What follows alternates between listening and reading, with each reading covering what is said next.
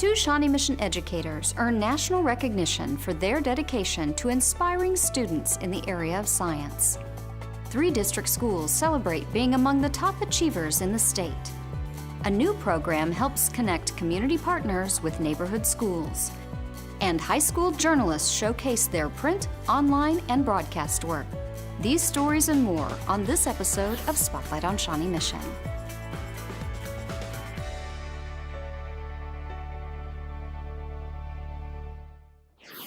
Welcome to Spotlight on Shawnee Mission. I'm your host, Leanne Neal. A Shawnee Mission educator is in some elite company. She received a presidential award for her creativity in teaching science concepts. Blue Jacket Flint students and staff knew they were gathering for an honors ceremony, but they didn't know it would include one very special honoree. Now, for my second presentation, would Mrs. Constance please come forward? Principal Kevin Frick announced to everyone that 6th grade teacher Lindsay Constance is a recipient of the Presidential Award for Excellence in Mathematics and Science Teaching. This prestigious honor is given to 102 outstanding educators across the country.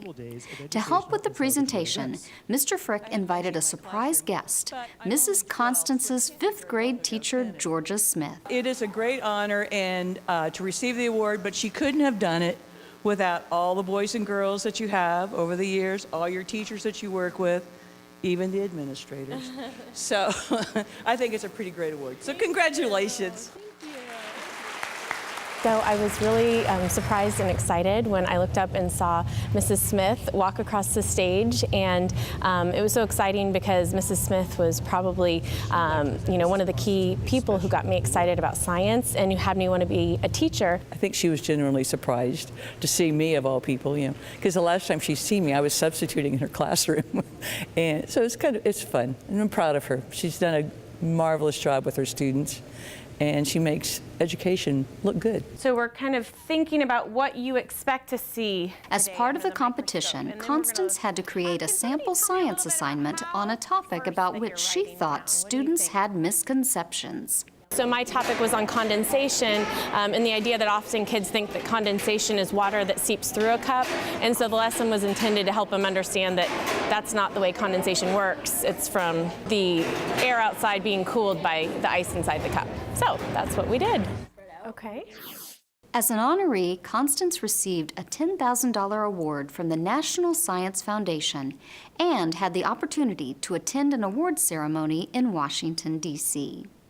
Across the district at Shawnee Mission South, honors biology and human anatomy and physiology teacher Jan Alderson received the news that she was a member of the next class of educators to be inducted into the National Teachers Hall of Fame.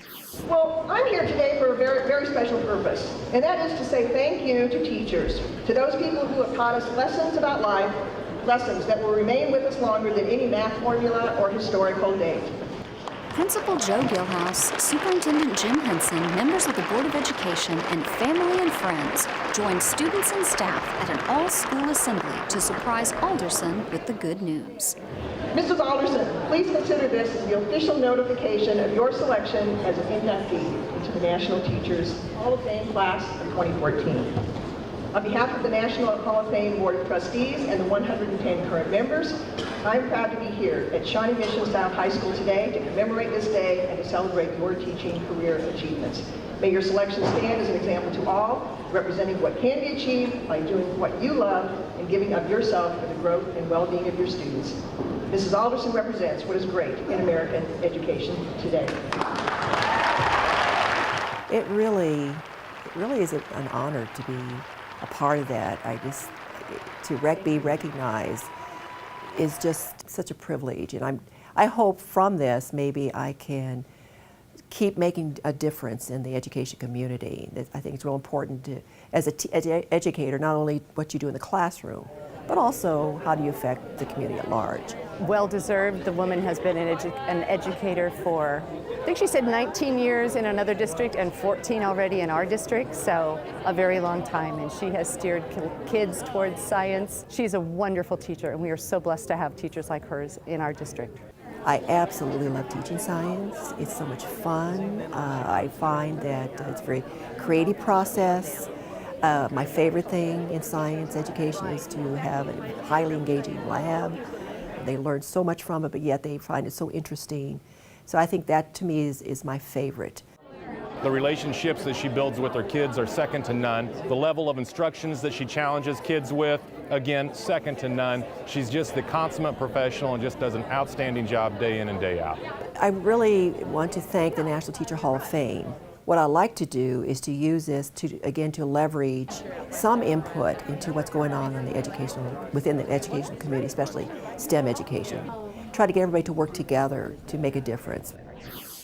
Alderson is being honored for 45 years of dedication as an educator and will be inducted in June during an official ceremony in Emporia. Up next, the state recognizes outstanding achievement at 3 Shawnee Mission schools.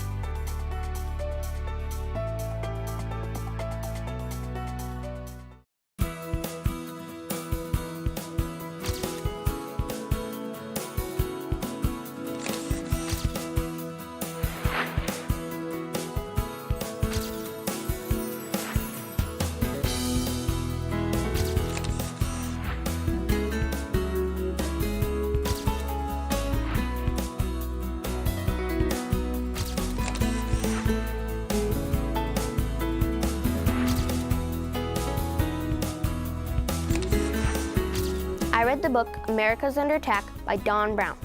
I learned about the people affected by 9/11. If you want a nonfiction book about the attack, then this book is definitely for you. The best part was when the people wanted to give up, but they stood strong and kept trying to get out or help other people along the way. If you want a book with amazing pictures and facts, then you will like this book. It'll help you know what it was like during the time of 9/11. I gave this book 5 out of 5 stars for the amazing pictures and facts. I didn't want to put the book down.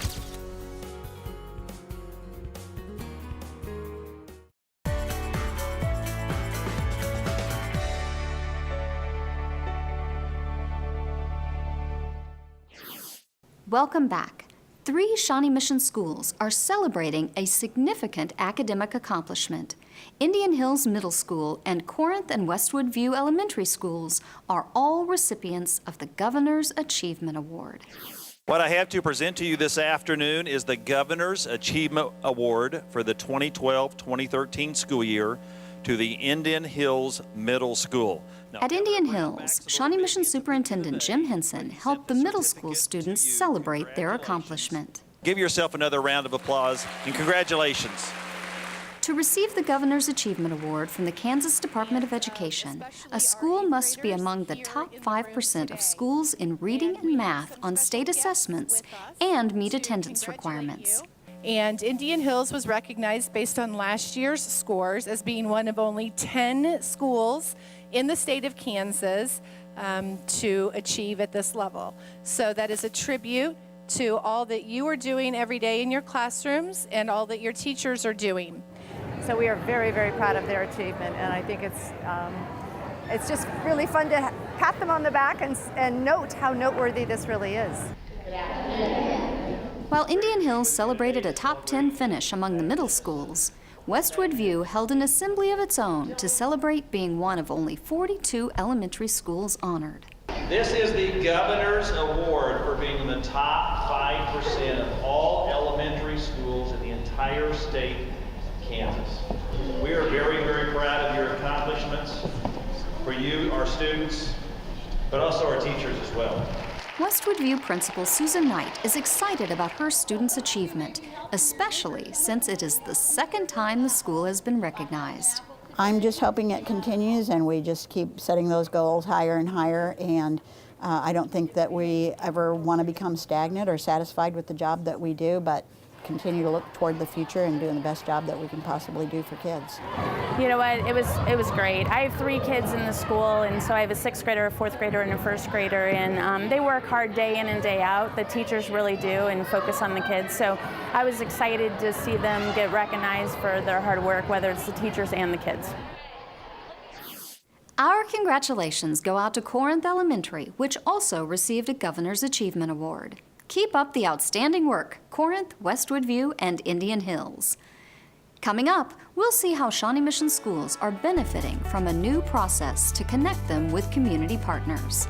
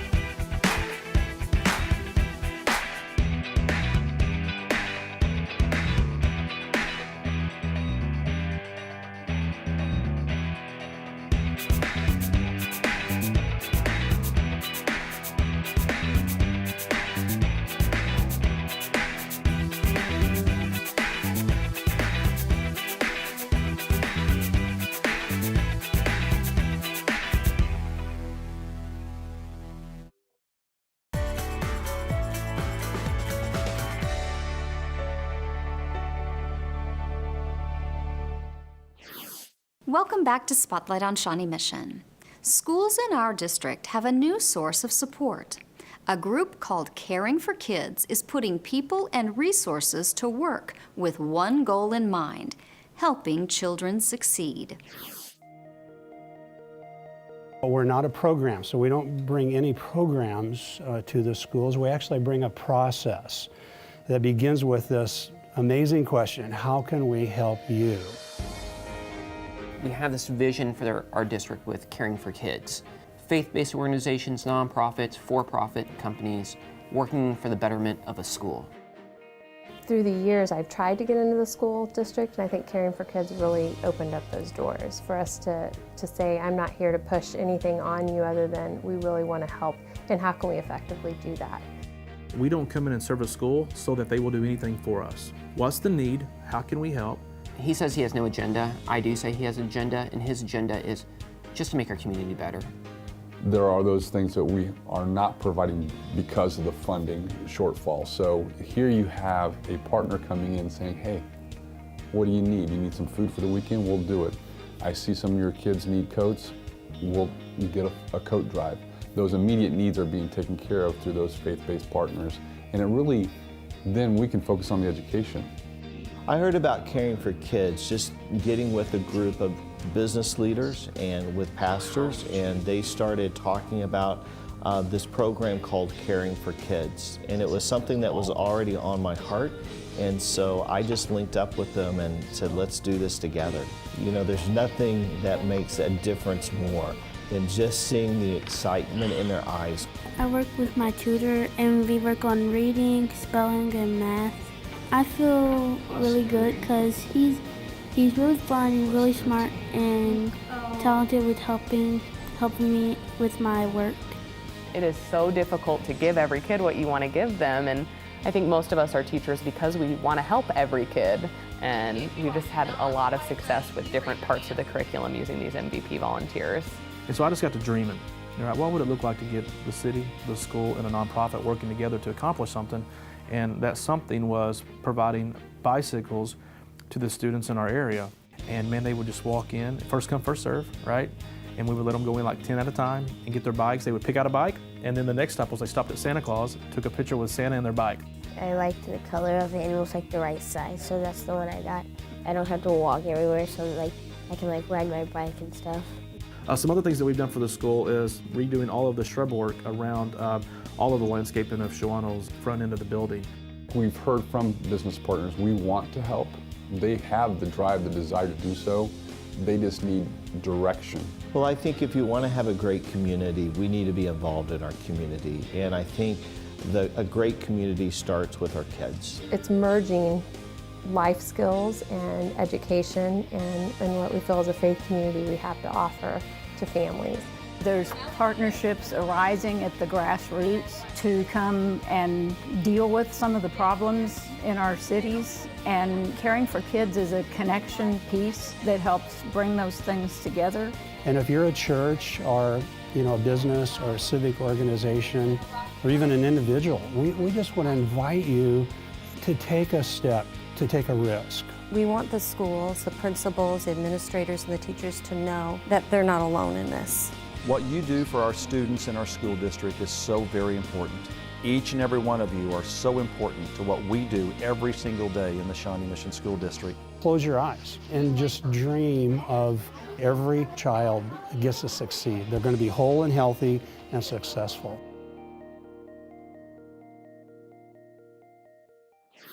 Caring for Kids KC started out working with just a few Shawnee Mission schools, but the early success of these partnerships prompted expansion into more schools. Now organizers hope it won't be long before there are partnerships in place for every Shawnee Mission school.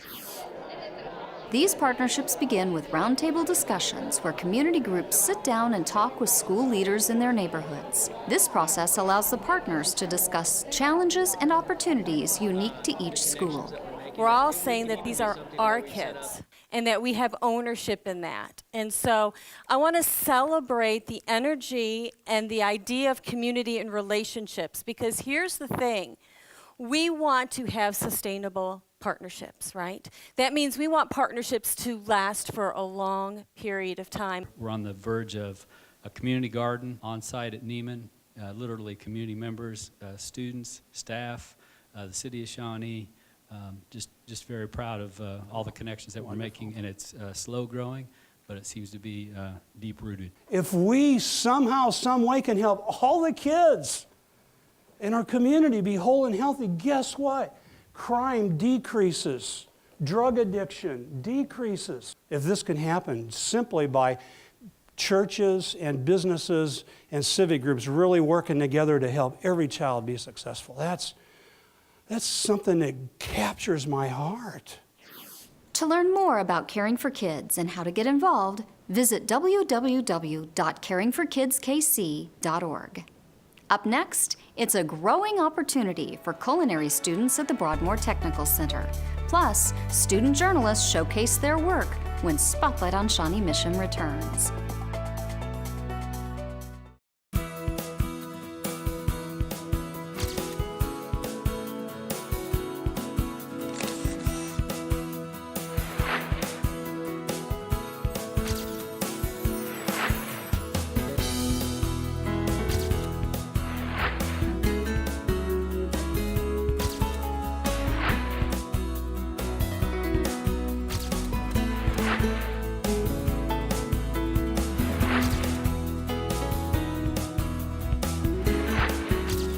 Hi, my name is Rachel, and I read the book A Tale Dark and Grim by Adam Gidlitz. This book is about all the real journeys that Hansel and Gretel have had. The children left their home at the palace because their parents, the king and the queen, had cut off their heads to save a friend of theirs. The friend then picked the kids' heads up and placed them back on the children's bodies. The children were saved, but thought their parents were murderers, so decided to run away. After the children ran away, they had many dark and grim adventures. Will they return to their original home? Will they survive by themselves? Read this book to find out. I rate this book 5 out of 5 stars because it is gruesome but fun.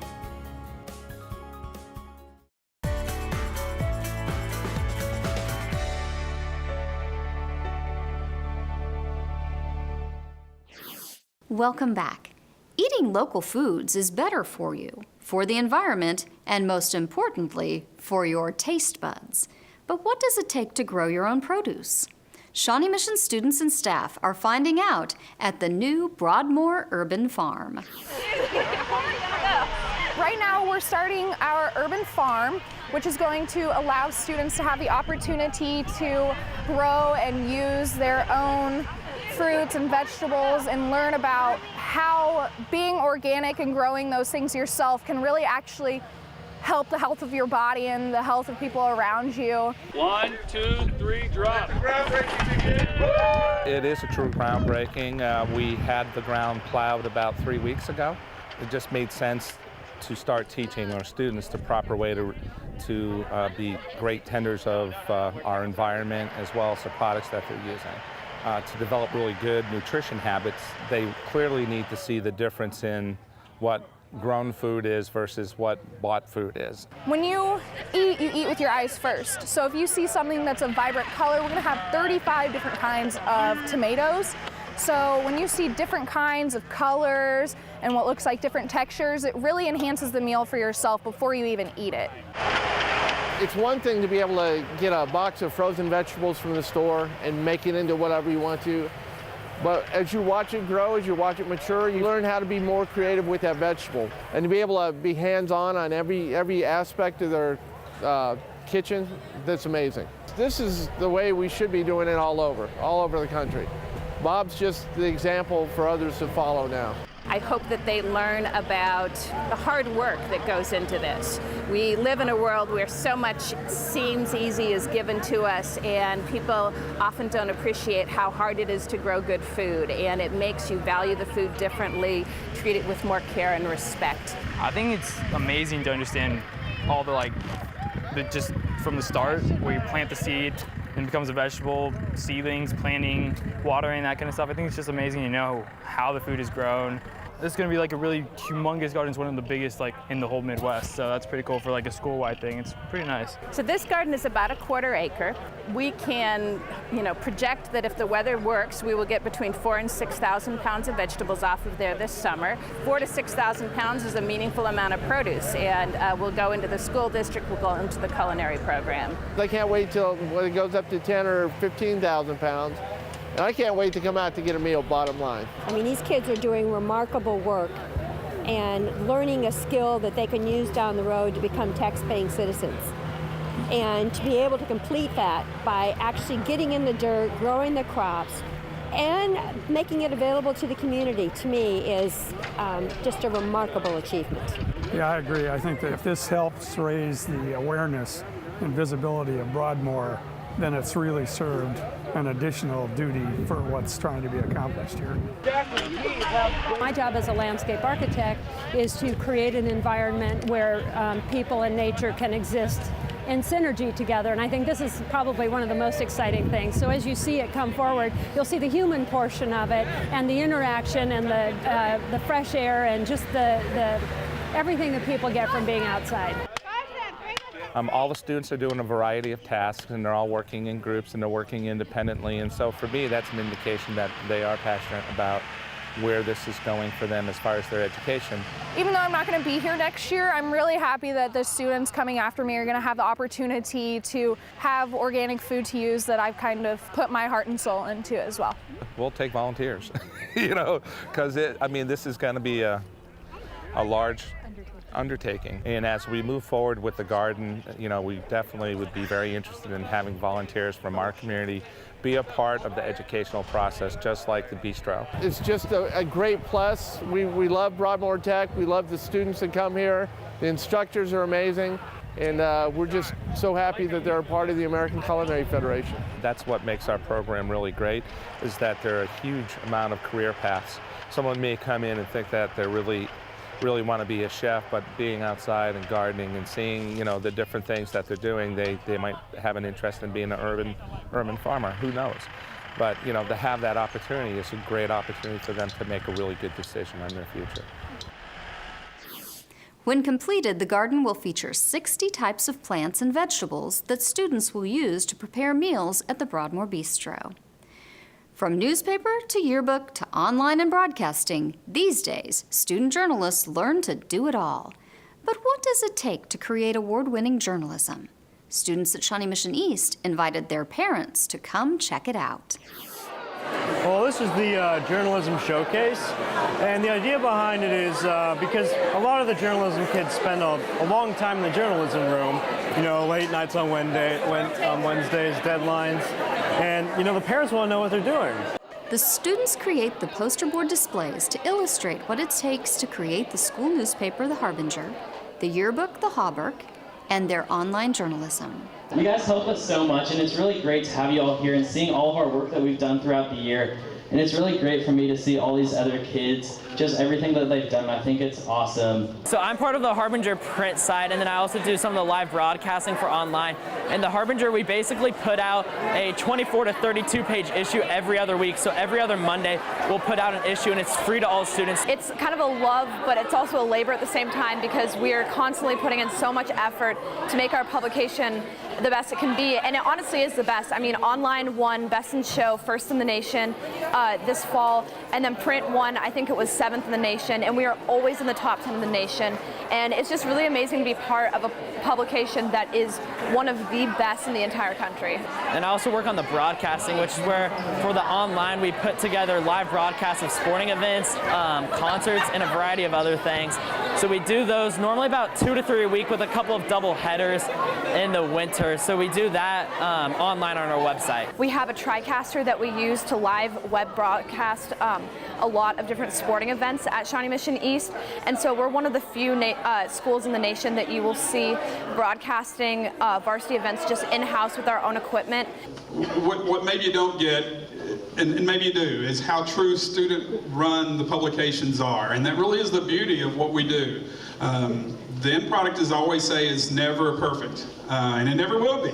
But the reality is it's their work. It's not me, it's them doing the work. And they do an incredible job, and they also do a job that's respected nationwide. Students and administrators are quick to give a lot of the credit for the journalism program's success to the leadership of Advisor Dow Tate. If you've ever seen him work, he has a way of, it's like herding cats, and he is a master of it. So I'm just very, very proud to work with Mr. Tate, and proud to call him a good friend. He brought in a program, and he has really just taught us all how to be true journalists. I mean, we're not even student journalists, we are just journalists. These young journalists know the skills they have acquired will help them in the future. I think it's a great job just to learn everything. You can learn so many different skills. I started off just designing pages, but I've learned how to write. I communicate to people because I do a lot of the commentating for football and for some of the basketball, so I've done really a lot of different things, and I think that's going to help me a lot. We spend so much time in the journalism room working on both of our publications, both online and print, and we just spend so much time together, so we become very, very close with each other. You know, that's sort of that aspect of it, and it really, like I said, speaks to the quality of the work that these kids do. You can see samples of Shawnee Mission East journalists' work by visiting the Harbinger online at smeharbinger.net. Each year, student journalists at each of the 5 high schools in Shawnee Mission are honored with state and national awards for excellence. That's all the time we have for this episode of Spotlight on Shawnee Mission. Join us again as we continue to feature the programs and people of Shawnee Mission who are helping guide students to success. Thank you for watching.